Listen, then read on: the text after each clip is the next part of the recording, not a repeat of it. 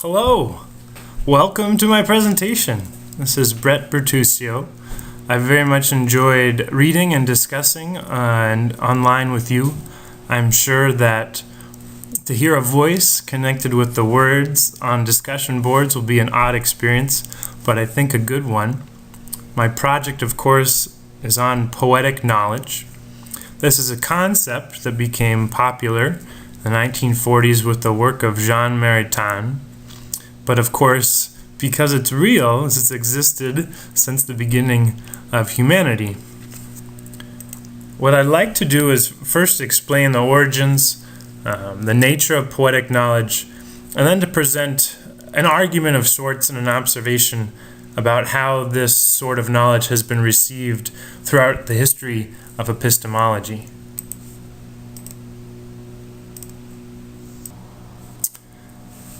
To begin, as would only be appropriate, I'd like to present us with a poetic experience.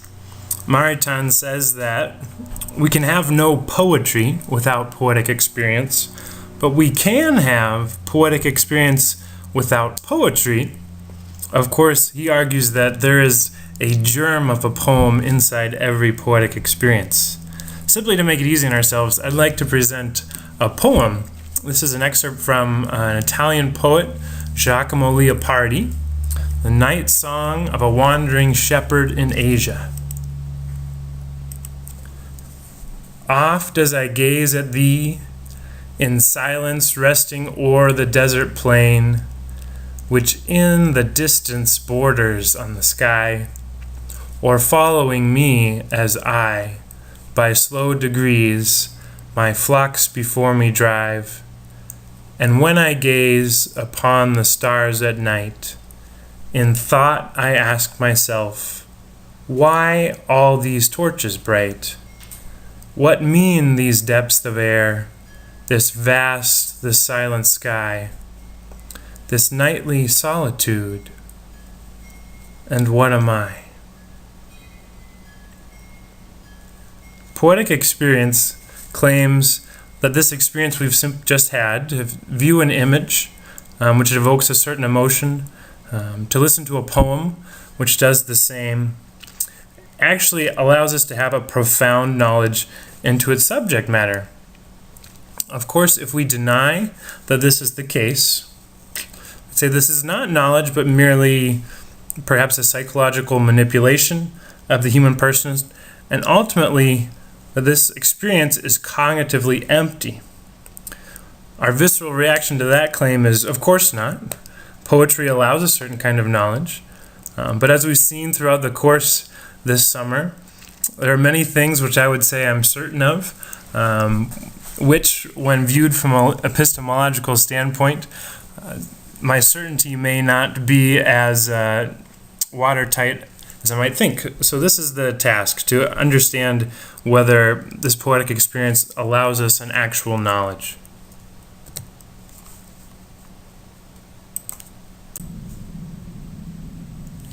Before we begin in earnest, I just wanted to quickly highlight the aims of my project so we can follow along at home, as they say.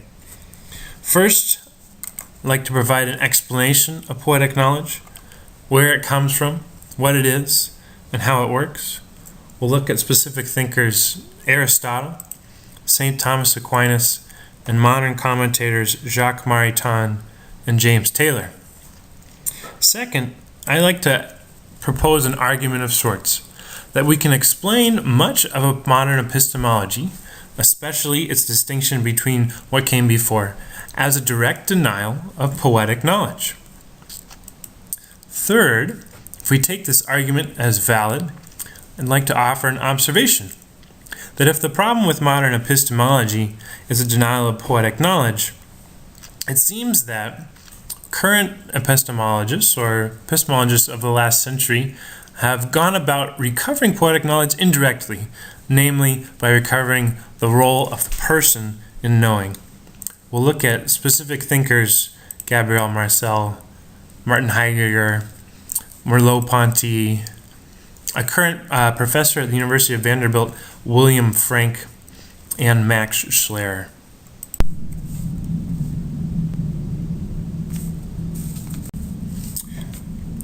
We'll start, as all good things start, with the Greeks. William Frank notes that for the Greeks, everything was unified. We have a unity of knowledge, a unity of the knower as a person, and a unity of the cosmos, the context in which he knows. The idea of education or learning for the Greeks was called paideia. This was not a simple memorization of facts or development of intellectual abilities, but a formation of the human person through a lived experience. Now, if everything is unified, the man must be unified too in his education. Therefore, we have gymnastics, music, drama, for which the Greeks are known, among other things, which we'll get to later. Of course, if everything is unified, we must have a universal form of learning or passing on the fruits of learning. This was poetry, namely epic poetry. Frank says that the educated man in Greece was simply asked to inhabit, not simply to memorize, but inhabit the Iliad and the Odyssey, the works of Homer. And we find in Homer both history, philosophy, theology, literature, art, music. We have the whole breadth of human experience.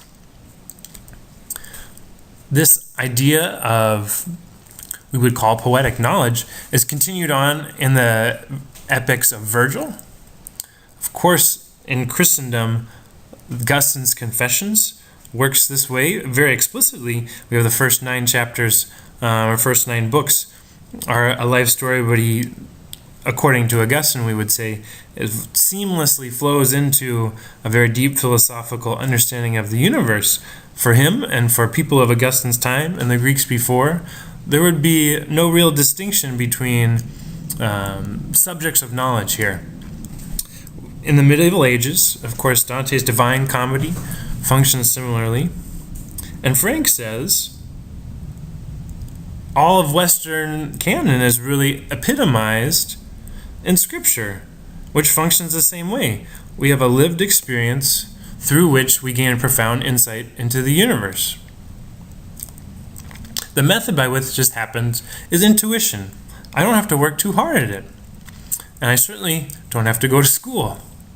Of course, perhaps the first school in the West, the Academy at Athens, was important. And the things done here were important too, and valid ways of knowing, namely rational discourse. However, for the Greeks, this was viewed not as something that supplanted the first poetic knowledge, these first intuitions in a lived experience, but simply clarified it. At this point, I fear I've been babbling on, assuming you know exactly what poetic knowledge is. So it will serve us well to have a preliminary definition. This is my own paraphrase of James Taylor's work. He writes that poetic knowledge is pre-rational, sensory emotional intuition of the nature of things. For example, it is the knowledge I gain simply in standing in front of a flower, or in front of a sunset, or especially, according to Maritain, in front of a person. I can say I know a friend, or in this case, looks like a romantic interest, without a rational discourse. An own example from my personal experience, even a smell can be the impetus of poetic knowledge. Returning home to visit my parents, the smell of ketchup, and the memories of times gone by, I sit eating grilled cheese and ketchup.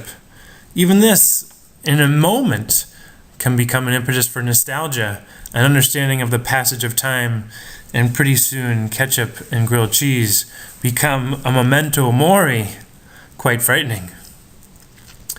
Another helpful definition, the medievals would define knowledge or distinguish between 2 types of knowledge.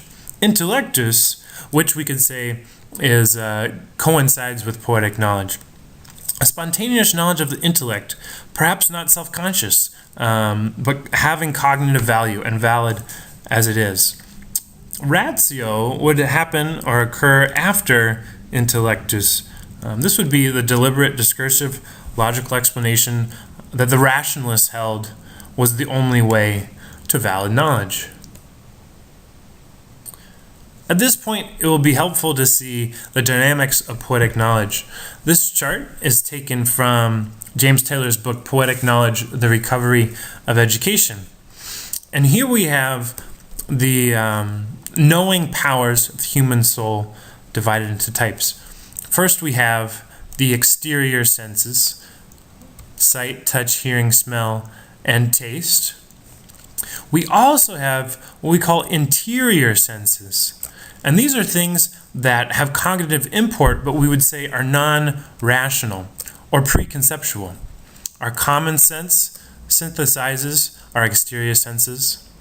Our imaginative and memorative sense helps us to possess an object in our memory, in our intellect, actually. Our estimative sense, in a certain way, combines the three previous interior senses, allows us to make a judgment of the value of things.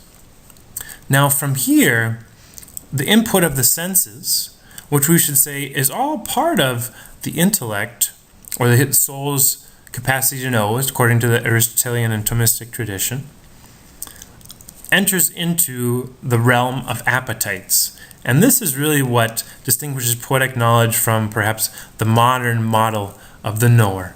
A man's emotions and affections and passions are all part of the knowing process.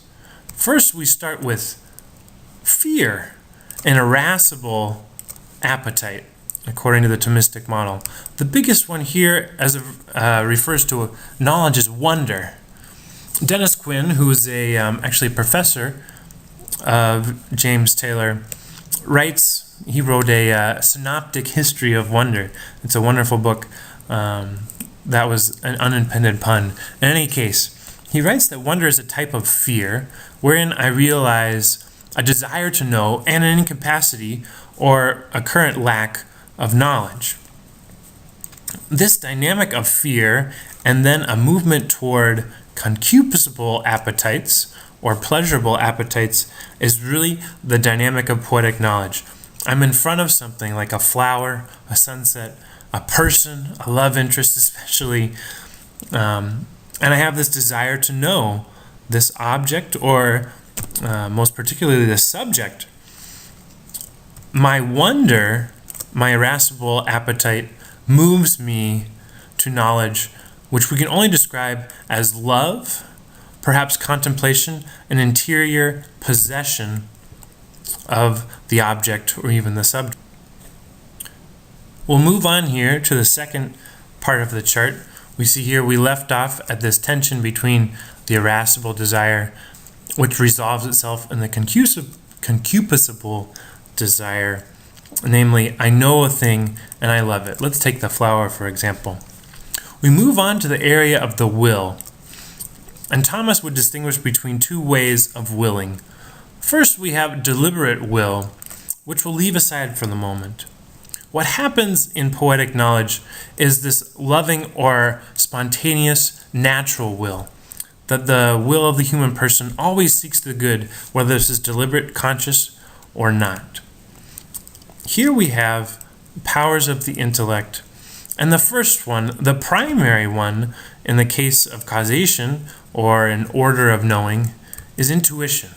And this is the poetic form of knowledge, that all my senses play into my desire for the truth, to love real things, spurred on by this irascible appetite, this wonder, fear that I don't know, desire that I do know. When this is resolved, when I'm in front of something and I can see interiorly into it, I love it. And this is what we call poetic knowledge. In that moment, I can understand in a profound way what it is in itself. One question remains here. How is it that my senses can work together in concert with my appetites to form an intuition that is non-rational and non-conceptual, as Maritain would say, but is still knowledge? Aristotle and St. Thomas help us out here.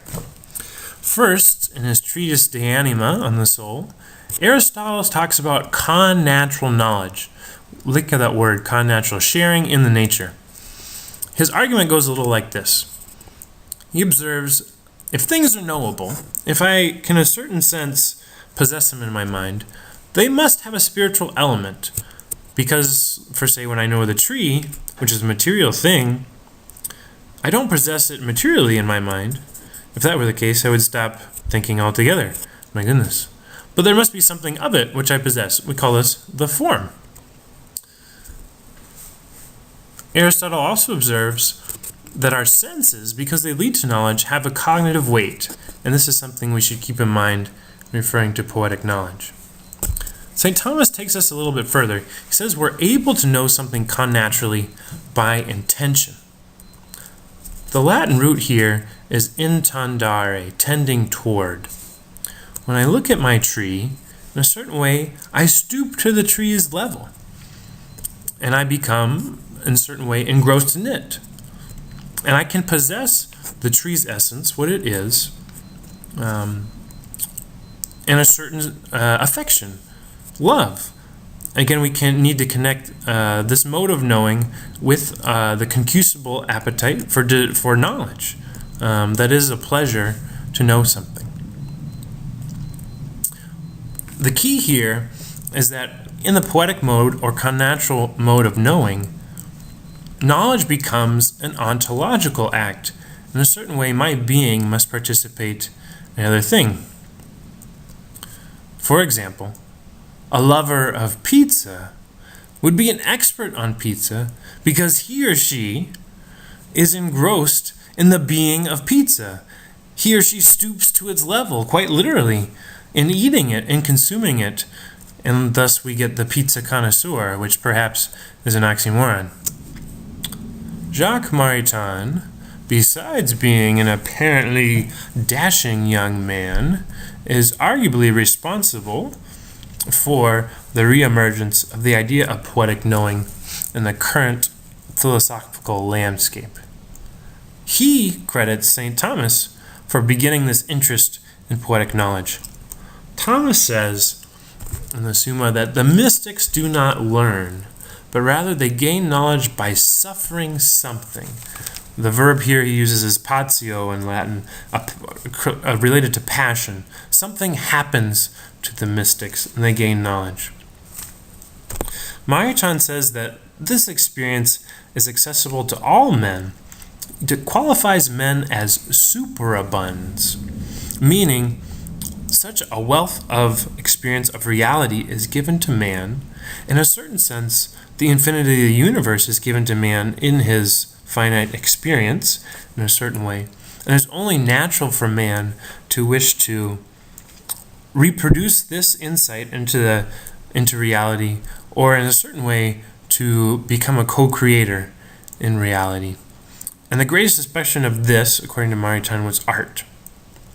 And at the center of art is poetic experience, where all my senses, affections, and my artistic genius or intuition is at play. Maritain observed that art and other knowledge is not necessarily perfectly communicable. We can verify this in experience. I can't hope to make a list of the attributes of my friend and paint an accurate picture of him, to use an artistic metaphor. Subjects, for example, are clearly non-conceptual knowledge domains. Maritain would then say that poetic knowing, this sensory emotional experience, as Taylor says, is not so much a rational discourse, but an awakened intuition whereby I inhabit the object, or, in the case of the person, the subject. I wake up to his or her or its reality. And we're able to say its. Maritain says that things themselves are superabunds, because not only are they objects, but they are signs of their source. So knowledge of objects yields what he calls a relational totality of significance. We can think of the Wordsworth poem where he says, to hold infinity in a grain of sand in the palm of my hand. I'm misquoting, but it's a good one. This leads us to a key insight about poetic knowledge, and a key, I wouldn't say assumption, but a principle on which it hinges. In poetic knowledge, we find that things are not just for themselves, as Maritain says, but they are a sign of something beyond. They are a superabund. They are not simply objects, as in still lifes, put in front of me to observe data. My life is not simply a moving film strip of experiences and objects, but rather, if we work from the Aristotelian Thomist perspective that enables connatural knowing, we see in poetic knowledge a realization that my structure somehow bears a resemblance or correspondence or harmony with the object, and the verification of this is joy, the product of my concupiscible appetite. We find that in a certain way, we share with the rest of reality the same signature of the same maker. As Maritain says, all things, superabunds, are given to us. And so we see in everything, especially in poetic experience, an interconnectedness of meaning with all of reality. We find that the rhythms of reality are our rhythms. And so it seems quite natural that I am able to intuit them by inhabiting them, by being myself in reality. Before we move on to our second aim, I'd like to present a few clarifying concepts to round out our understanding of poetic knowledge. The first is William Frank's claim that the context of poetic knowing is our personal history. This is because poetic knowing demands that my senses and my affections, especially my desire for truth, wonder in the face of ignorance, and the joy, the delight that I receive when this is resolved, are dynamics, perhaps the drive, that tension between wonder and knowing. It's a drive behind this sort of knowledge. So I cannot simply be a disinterested observer. The second is this insight by St. Thomas and also Maritain that in poetic knowledge, something is happening to me. I'm suffering something. So it's necessarily a receptive mode of knowing. Of course, if I have this appetite, concupiscible desire for knowledge and for things, joy and delight are a verification that I've known something in the poetic mode. It's necessarily gratuitous. It's something given to me, not earned. In the same vein, poetic knowledge is spontaneous, does not happen under my own effort. This idea of sympathizing with the thing, and in certain writers, Maritain specifically, we talk about almost subjectifying as opposed to objectifying objects to better inhabit their nature. And this seems like perhaps fudging the boundaries of reality. But if we understand everything as Maritain does, as superabunds, they do present the sign of a person, a subject, namely the logos behind the universe. So this becomes in a certain way possible. Of course, wonder is very much a part of poetic knowledge. And of course, this tension between wonder and possession in love is a driving force. We can call this love, this restful possession of something, contemplation. And Joseph Pieper especially, and certainly the Christian tradition, is very quick to point out contemplation as the height of human knowing. We might describe contemplation as possession of the object, or the form of the object, as a love. And finally, a last concept that is integral to poetic knowing is that it provides a coherent view of reality. As Maritain says, no object is without an interconnectedness of meaning, and no object is not connected with me. Poetic knowing is really founded on this principle that I share the structure of reality, that I am part of reality, and so I can be certain, or I can know it by comparing its structure to my own. especially for my desire for the transcendent. So, for example, in the face of the flower, or the sunset, or the person, this intuition of something good and true and beautiful. It's a correspondence between the good and true and beautiful in the object and my desire, which are ordered by the same divine word, logos, or reason. We'll move now to our second phase to propose the argument that modern epistemology can be painted as a denial of poetic knowing. First, what went wrong? At what point and how in history did a denial of poetic knowledge occur? Well, first, the best thing to blame other things on is original sin.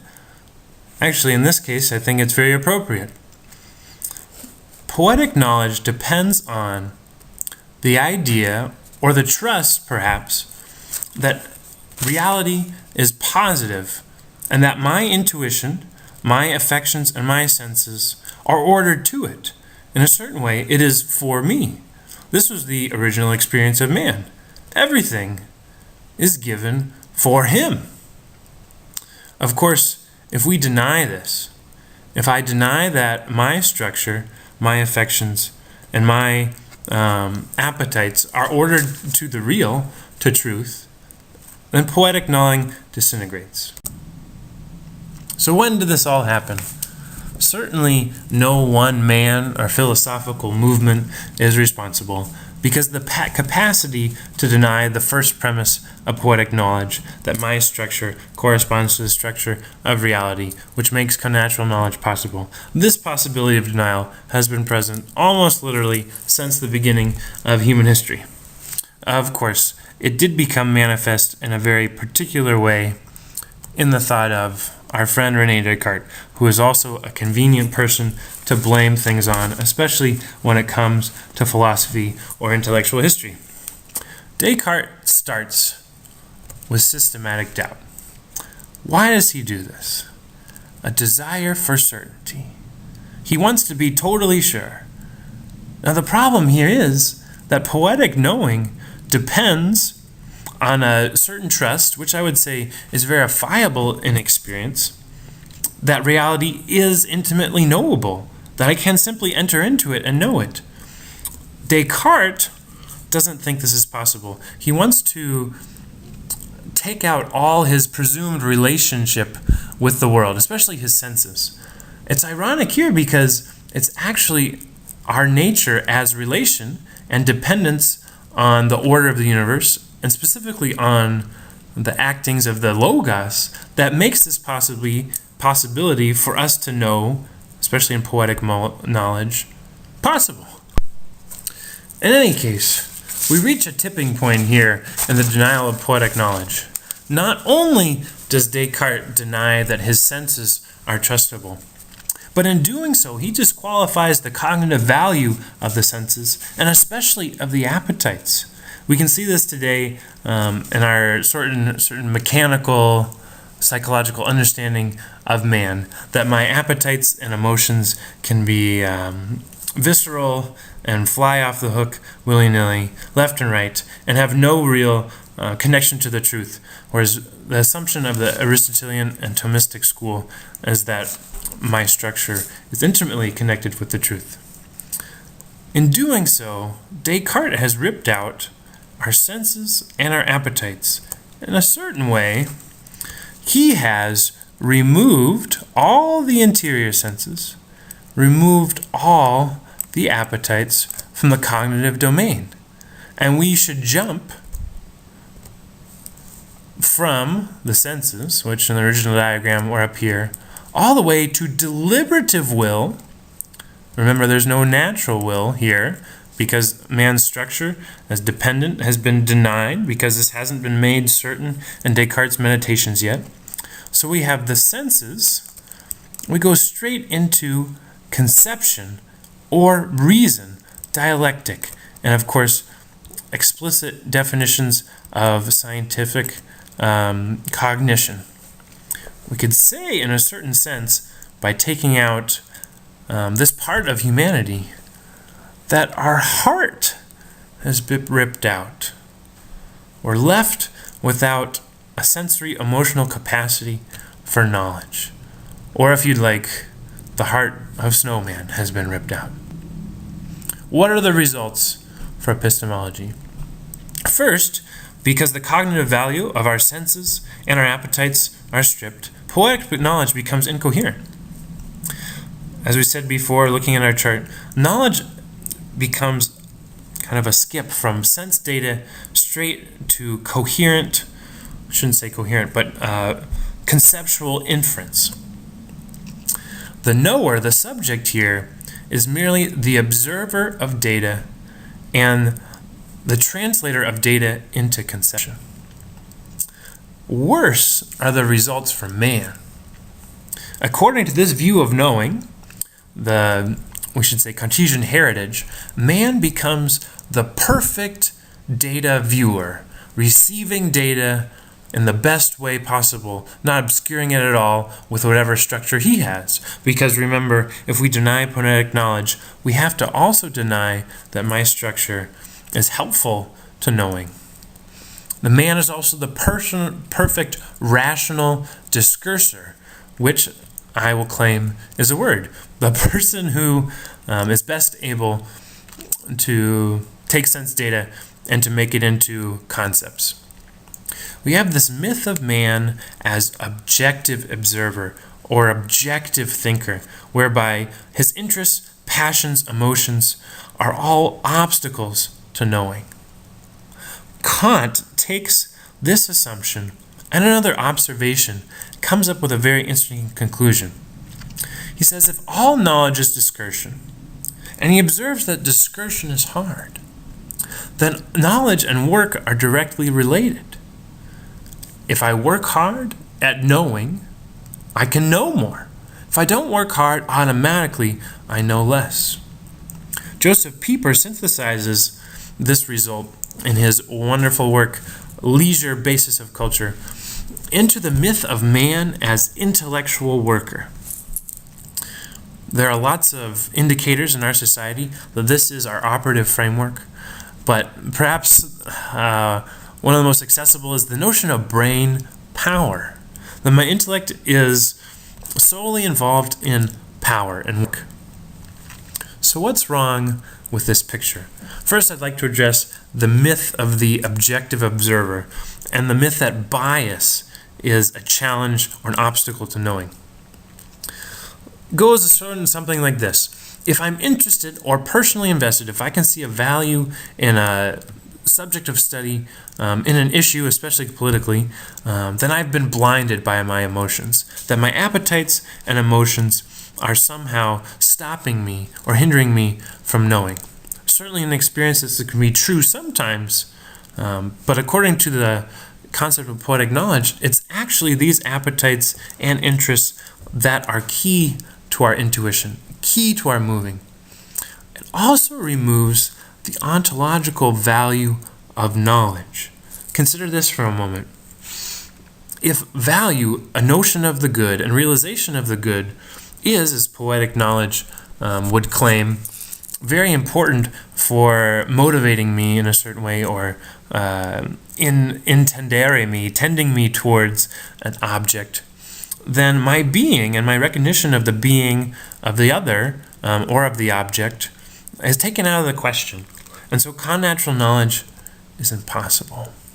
A response to this myth I find best explained in the work of now servant of God, Father Luigi Giussani, who was an Italian cleric and teacher in the 1950s. In his book, The Religious Sense, he says that to have bias is human. It activates us. And actually, the more powerfully human, the more interested and invested in the ontological value of the subject there is, the more we'll be able to know. This is completely consistent with poetic knowing. He says, to answer our criticism that those people who are passionates can become zealots and are blinded, the only requirement is that man love the truth more than himself, and that bias is in fact necessary for all knowledge, as is this certain poverty in relation to our own preconceptions. Again, the myth of objectivity can be, as I'd like to argue, painted as an attitude that poetic knowledge is not impossible, that my intuitions are not in accord. I'd also like to address this myth of the intellectual worker. If we say that the passions and the emotions and the appetites are not involved in knowing, in fact, if they're an obstacle in knowing, we have no joy in knowing. And as a side, as a school teacher, I taught at the middle school and high school level, I see that this is really indicative of our understanding of education in the current climate. Teachers are constantly trying to somehow manufacture excitement or joy in their students. They have these all sorts of contrived games. You see kindergartners here playing a fly swatter game. This teacher has invented flashcards for her students to learn Spanish. Now these are well-intentioned, but they're necessary because we've denied that knowledge can be intimately associated with joy, and that, in fact, ideally it is. St. Thomas and his interpreter, Joseph Pieper, have a great response to this. Thomas says that a virtue, in this case knowledge, is not defined by its difficulty, as Kant would say, but by the good it obtains. So in standing in front of the flower, or the sunset, I could gain a profound insight into the universe without sitting at my desk and writing down communicable thoughts or simply rationalizing in my head. So in experience, we can affirm that intellectual work simply doesn't describe all of our intellectual.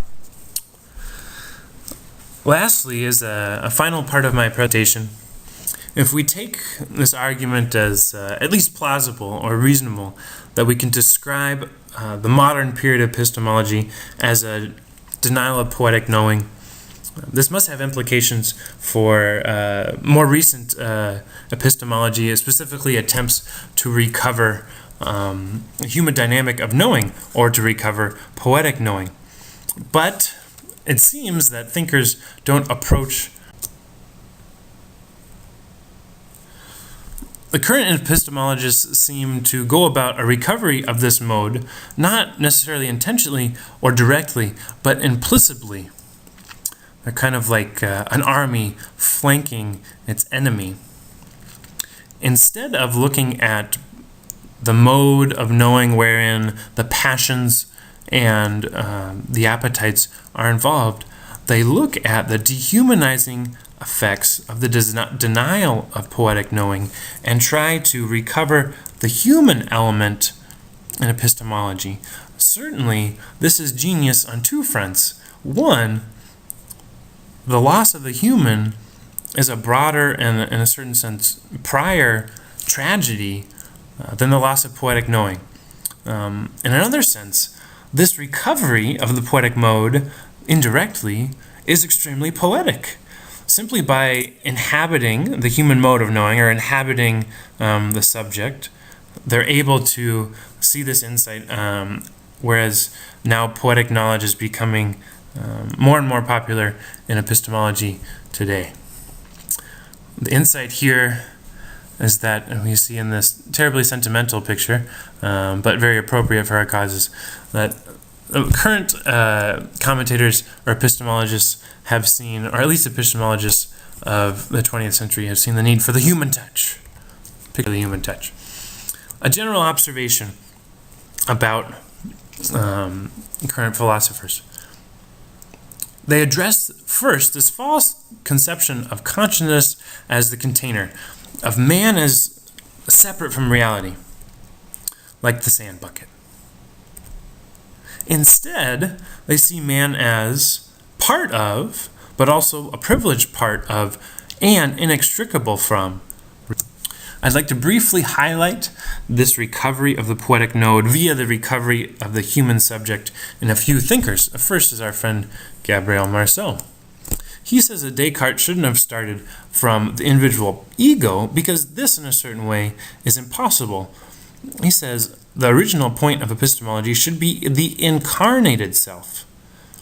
And here having a body, we would include, very important to poetic knowing, the senses, and in a certain way the appetites, but also this conviviality or connaturality with the rest of reality.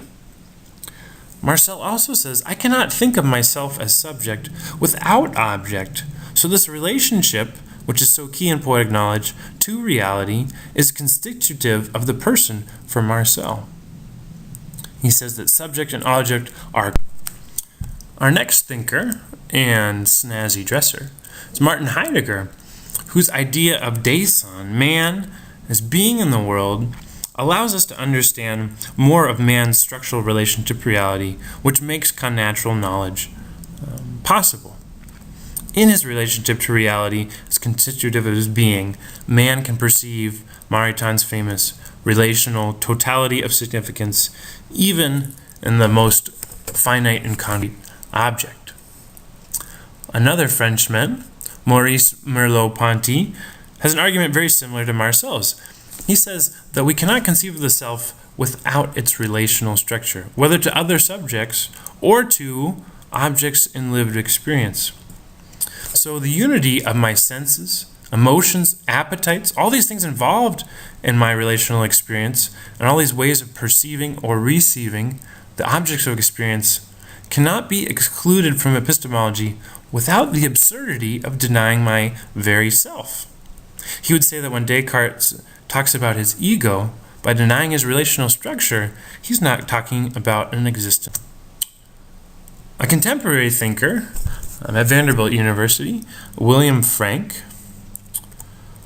writes that poetic knowledge is necessary because we have to realize the primacy of the subject. He says that in our modern world, so fascinated with science, we forget that all knowledge, even scientific, has principally a knower. We cannot have knowledge without it.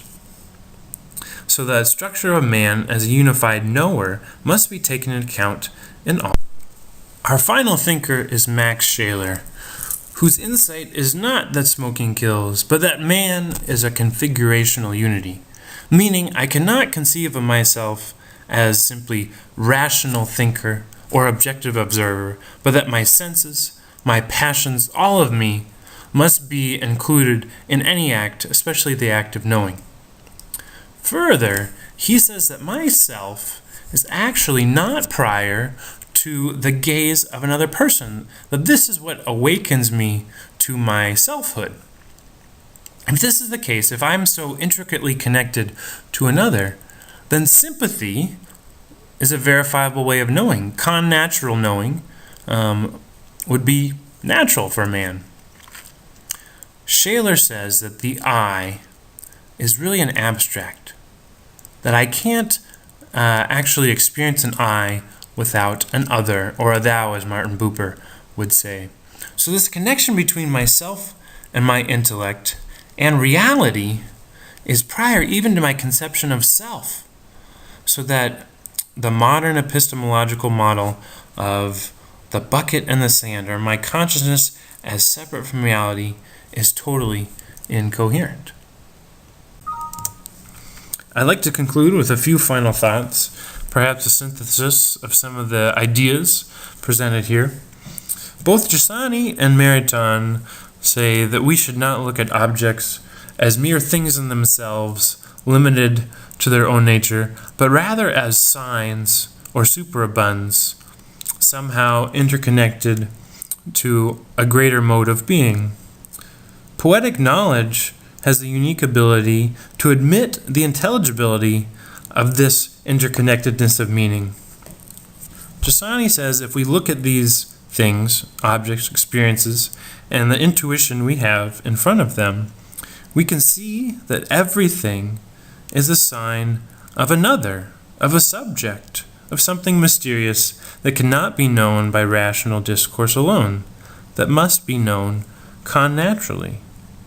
I'd like to connect this with Scheler's insight that we can know a priori that there are other minds, that we are not alone, and that even without having ever met another person, the human experience of loneliness proves in a certain way the existence of others.